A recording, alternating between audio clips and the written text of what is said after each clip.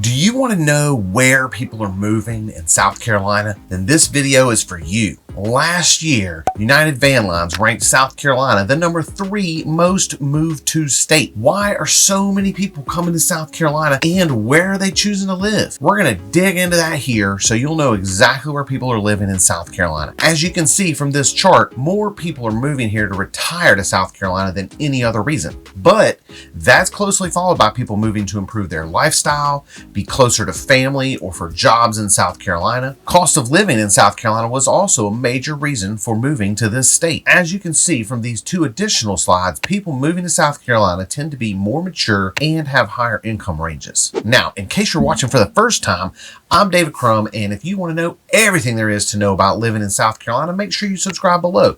Tap the bell for notifications so you can be the first to learn about the current market here. And by the way, if you want one of our free guides, just check the description below. That's where all our contact information is. Now, I've got 5 cities to look at for our most moved to cities in South Carolina and a couple bonuses. As we go, I'll briefly touch on a few of the surrounding areas of these cities and why people are choosing them. I don't have these in any order because I looked at several different sites for information here, and they all list these cities in differing orders. You can easily find all these cities on the most moved to lists online. I'm going to start in Myrtle Beach. Myrtle Beach sees 17 million visitors each year coming down to enjoy the ocean, flat sandy beaches, and all of its attractions. Some of these visitors decide that the taste in the summer isn't enough and they're ready for full-time living in Myrtle Beach. Now, the cost of living in Myrtle Beach is lower than most beach cities, scoring at 87.4 out of a U.S. average of 100. This compares to Wilmington, North Carolina at 96 and Charleston, South Carolina that scores 110, for example. Golf has long been a reason for people to move to South Carolina, and Myrtle Beach in particular. With over 90 professionally designed courses, including 2 of Golf Digest's top 100 in the nation, you can always find a good round of golf nearby. Course designers include a slew of famous names from Robert Trent Jones, Jack Nicklaus, Greg Norman, and more. Myrtle Beach had a not so great reputation when I was a kid growing up in South Carolina. We called it Dirty Myrtle for a reason, and the reason was that it had attracted the lowest class of beachgoer. It was well known for bike weeks, underage beer, party houses, but Myrtle Beach has really cleaned up its act. You may still see some crazy stuff, but it's become a much more family-friendly atmosphere. Myrtle's transformation includes lots of shopping like outlet malls and boutiques, attractions of all ranges from indoor shows like Le Grand Cirque from Cirque du Soleil. There are water attractions such as water parks, parasailing, and jet ski tours. Between the 2, I like jet skis more. If you're wanting fun and sun without the expense of some beach cities, Myrtle Beach might be the place for you. You probably guessed from the lower cost of living, but the cost of housing is lower in and near Myrtle Beach than many other popular destinations. Median home price is $300,000. Now, of course, that isn't the beachfront price. When you visit Myrtle, go a little north and you can get some Calabash seafood, which is breaded, deep fried, and delicious. You can hit the buffet, or if you like, plated. Either way, it's hard to go wrong, and you can have seafood caught that day in the right places. If you want to know more, just let me know. Number 2, and my next city that is bringing people to South Carolina, is just south of the midpoint of our state's coastline. Founded in 1670 and growing ever since, Charleston, South Carolina attracts visitors and residents alike with its coastal vibe and rich history. I love walking through the streets of downtown Charleston, enjoying the shops and the scenery. If you visit, I really recommend a guided tour that will give you some of the history of the city as they show you around the sites. Downtown Charleston is famous for Rainbow Row, but you're not likely to be able to buy a home there. Charleston real estate spills out into the surrounding area, and if you're wanting to be on a beach, Charleston itself doesn't even have one. Waterfront is the Battery in the city, and it's gorgeous, but doesn't offer that toes in the sand that many are looking for when they're near the coast. You can get some of that at the barrier islands like Sullivan's Island and Isle of Palms north of Charleston, or Folly Beach and Kiowa to the south. All these islands are like their own small towns with not much in the way of commercial activity, but you'll have to cross a bridge inland to go to a lot of your shopping, but they are great places to hang out and relax. I grew up going to Kiowa when it didn't even have many paved roads, but it has grown a lot now. More recently, I spent a lot more time on Sullivan's, and they have restricted commercial development to a short strip on the main drag, and they don't allow hotels, condos, and the like. It is a great place for a family trip when you want to spend most of your time near the beach or the pool, just traveling into Mount Pleasant or Charleston for a dinner or other activities. Charleston or Chucktown has a completely different vibe than Myrtle Beach, with a historic presence and more southern charm. While you can find much of the same things in both, Charleston is more focused on a carriage ride and a nice dinner, while Myrtle is more the Pirates of the Caribbean dinner show scene. Both are great, but I hope this helps you pick which you prefer to visit. Home prices in Charleston reflect the fact that people have wanted to live there for more than 300 years. The median is hovering around $518,000, and that's a lot higher when you go to the barrier islands. Kiowa is over $2 million, and Sullivan's has just topped $3 million. You can be close to Charleston and save on housing if you're willing to try North Charleston or Summerville. You'll have a bit of a drive to the coast, but your medium home values will be closer to $300,000. Again, if you want more specifics,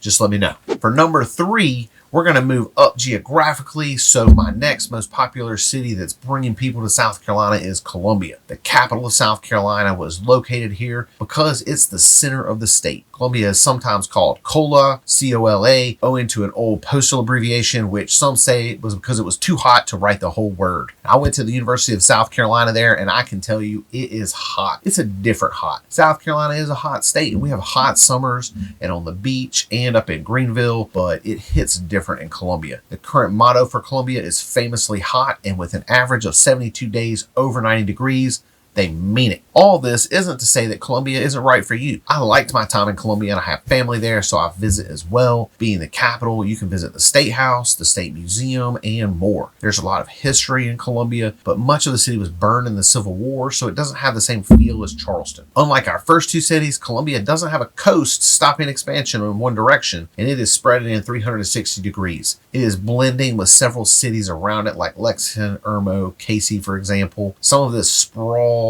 leads Columbia to have the lowest median housing cost on our list at $265,000. Fort Jackson is a big presence on the east side of Columbia, with more than 15,000 living there, and 50% of the total Army's basic training, bringing another almost 50,000 to train every year. Over 100,000 family members visit Columbia each year just to see their family at Fort Jackson. Columbia is also a train city with several train lines crossing through downtown. If you choose to live in COLA, you're going to get used to them and learn which routes will allow you to use a bridge or go under the train. But as a visitor, it can be frustrating to find yourself stuck watching 100+ cars go past. If you see a train about to cross a road, check the traffic around you, and you'll likely see people turning to a nearby route that skips around the train. While it doesn't have a beach, Columbia offers close access to Lake Murray, one of South Carolina's large lakes, and plenty of nightlife. As a solid mid-sized city itself, Columbia adds the largest student body in the state to its population, with the University of South Carolina in the heart of the city. The 35,000 plus students bring a young feel to the capital.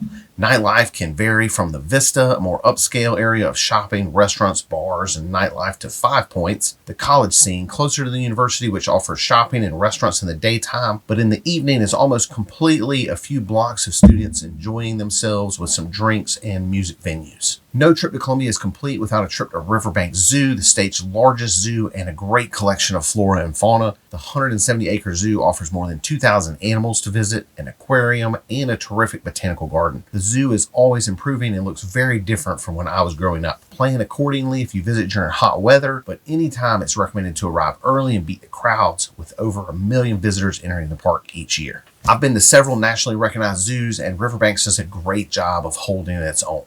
I highly recommend. Let's head north to the next city drawing lots of residents to South Carolina. Number 4 is Rock Hill. Rock Hill is the 5th largest city in South Carolina, but is part of the much larger Charlotte metro area, which includes 2.5 million people. If you're seeking a big city atmosphere close by, but you still want a small town feel, Rock Hill might be right for you. As a suburb of Charlotte, it has everything the big city has to offer close by, like professional sports teams, amazing shopping, and a vibrant uptown area. Now be sure to call it uptown, not downtown, when you're in the Queen City. While Charlotte is a lot of the draw for people moving to Rock Hill, the city itself has grown as well. There are over 30 parks in Rock Hill. Ones that you should visit include Fountain Park off of Main Street and Ebenezer Park at Lake Wiley. It's easy to get out into nature around Rock Hill with all these parks and other choices. If you prefer shopping, downtown Rock Hill has you covered there. It's a growing place, and with the median home price being $309,000, you can see why that would bring people across the state line to South Carolina from Charlotte, where the median is almost $100,000 more at $399,000. For number 1,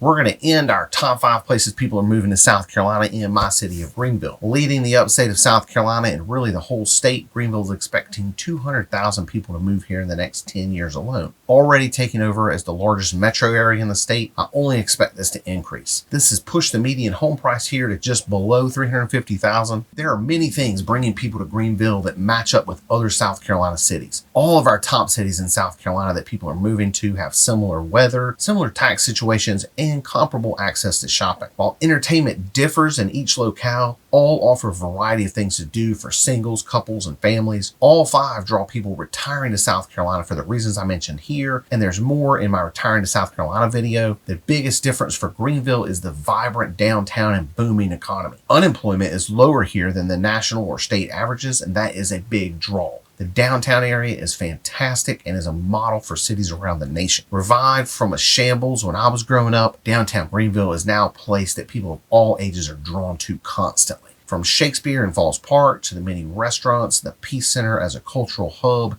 something is happening every day in the center of the city. In addition to these, the Swamp Rabbit Trail connects Greenville to neighboring Travelers Rest, Furman University, and hopefully soon the portion that already exists in Malden, South Carolina. Getting into nature around Greenville doesn't stop with the Swamp Rabbit Trail. There are many parks, lakes, and mountain trails that are waiting to be explored in the upstate. Having so much nature, a booming economy, and a thriving downtown are bringing new residents to Greenville every day. These aren't the only cities attracting people to South Carolina, but they are the most popular. Some others include Florence, only an hour from the beach and growing quickly in population and reasons to relocate there, Aiken, just outside of Augusta, and Clemson, which is capitalizing on Clemson University's recent growth and the awesome Lake Hartwell location. If you have questions about any of our great cities and towns, we would be thrilled to talk to you about them. If you're from South Carolina or living here now, please leave us a comment and let people know what you love or hate about South Carolina.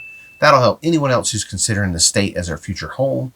Remember, whether you're 9 or 90 days away from moving, we would love to hear from you and see how we can make your move to the Palmetto State a smooth one. Until then, I'm David Crum, and I look forward to showing you around South Carolina.